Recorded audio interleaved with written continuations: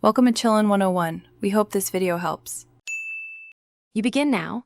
Chop apples into 1-2 cm pieces or collect core/scrap pieces and pack a clean 1-2 L jar 3/4 full.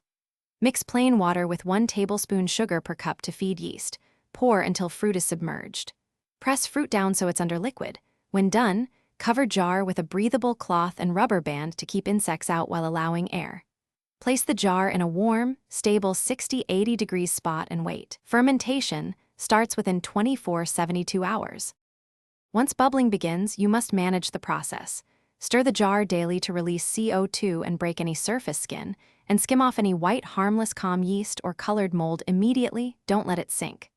After 2-3 weeks, when active bubbling slows, strain out solids through a sieve or cloth. Discard solids. Transfer the liquid to a clean jar, cover again with cloth, and continue the slower acetic fermentation. Make sure to label date and taste weekly. You are converting alcohol into acetic acid. You finish by aging the strained liquid in a dark, cool spot between 55-75 degrees for 3 to 8 weeks. Check flavor weekly until it has the bright, tangy bite you want. When ready, pour into clean glass bottles and seal. Refrigeration is optional but recommended for longest shelf life.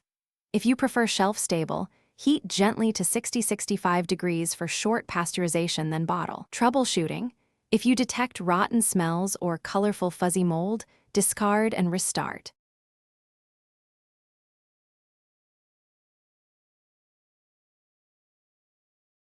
Thanks for watching. Consider subscribing if we helped you.